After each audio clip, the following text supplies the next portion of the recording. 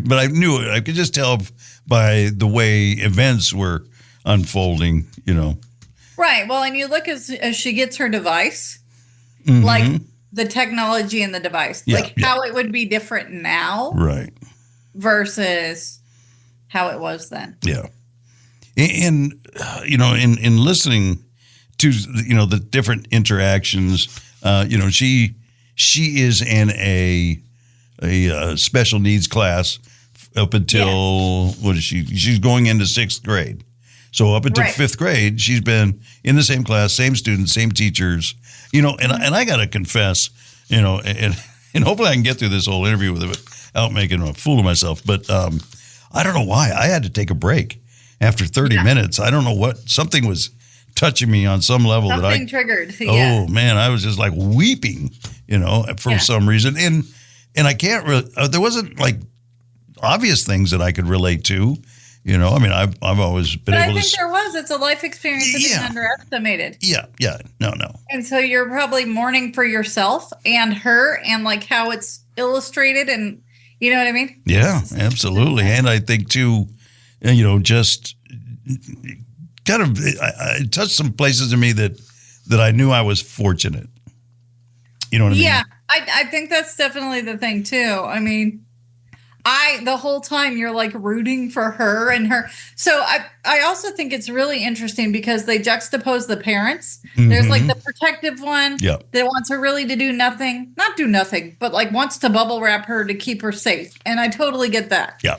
And then you have the other parent who's totally like, no, she's brilliant. Like we have to let her do this. So I think it was fascinating because I think in many of our households, that is it. There's always one on one fence and one on the other fence and who wins on the fence. Yeah. And like, how does your spirit decide the tiebreaker, right? Like, I don't know how to explain that, but like she made her way too. She made it. She made her way. Yeah, definitely. And I thought they did a masterful job, which this is based on a book by Sharon Draper that was out in 2011, I want to say. And, so I'm sure they took a lot of their cues from that book, and is what they wanted to accomplish, I think. But it's a great script in that they kind of danced around some of those things without making it, predictable and kind of, what's the words? It's kind of syrupy and. Yeah, like, what is it called? Is it called patronizing? Yeah, patronizing, two-dimensional. Is that what it is? Yeah, like where it would have been like very like, oh, this is super predictable story. Yeah. Or like just another pat you on your head. Yes. They avoided that. Yeah. Like they actually told a well-rounded story where it wasn't just. But there was a couple of times when I'm like thinking they're going to go down that path, because they were clearly the educators when the parents were in a meeting with them. The educators were a little two-dimensional but in the context of the time, it made more sense. But they were just going to keep her in that little box and there's a lot of conversation about how she would disrupt mainstream classes. And that's what kind of the battle was.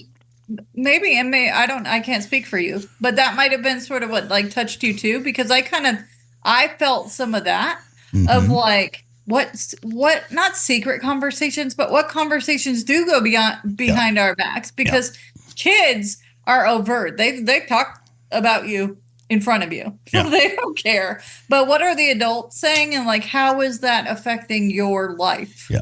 The only thing I know, and these are the kinds of things you get to this point in your life and you want to ask your parents and they're gone now, for me at least. And so I can't ask, but I would love to know what the conversation was like, because I went mainstream 20 years at least before this movie happened. Not before it was made, but before it happened. It was taking place in 2002.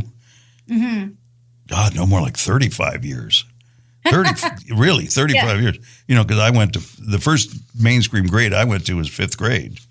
So, you have a big parallel to the girl. Yeah, so I was in the same class with the same kids until I was in 4th grade. Then I went up. So I don't know anything about that conversation. Was it my parents saying, we want, to have them have higher expectations or challenge them more, whatever it was. Or I know there was a conversation with our doctor. We had our orthopedic surgeon that they were in conversations with to either, because I don't know the whole conversation. I don't know if it was my parents' desire and they talked with the surgeon and the surgeon helped them advocate to get this done, or did the surgeon start the conversation? I don't know if he came to my parents and said, there's no reason why these kids, and I say these kids because of my brother and I, so my brother went a year before me.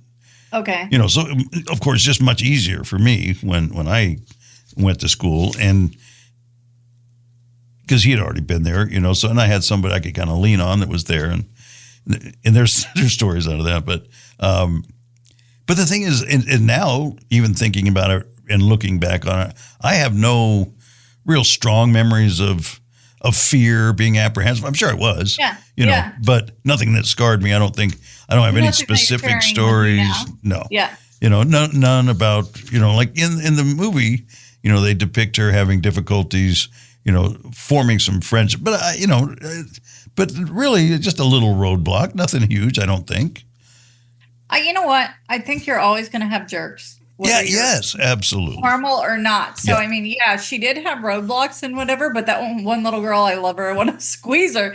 But, I mean, it's like, everybody has a hard time adjusting and being accepted, like whether it's going to first grade, going to second grade. Like, I haven't thought, being a former teacher, I haven't ever seen a time where a child didn't struggle to enter a grade or a class or a project, normal or not. Yes. Yeah.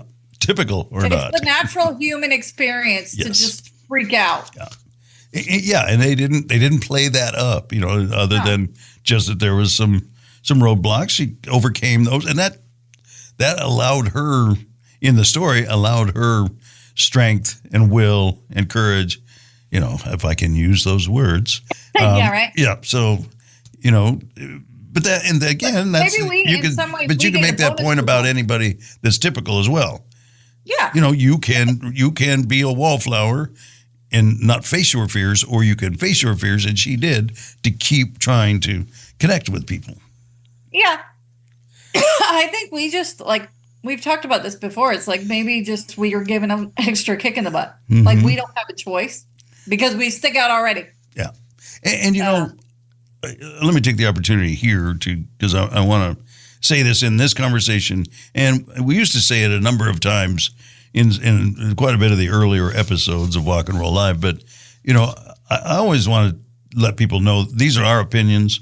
We're for sure. Nothing beyond just the life experience and sharing you the stories, what were our stories, not necessarily that we're saying this is the way it should be or this is the way it is or anything. Yeah. We're not making that point. And I am very aware, acutely aware of, the privilege I have as when I was walking on crutches. It's a whole different thing. And I've learned that being in a wheelchair, I can tell you. It's a different experience. You wouldn't think it would be.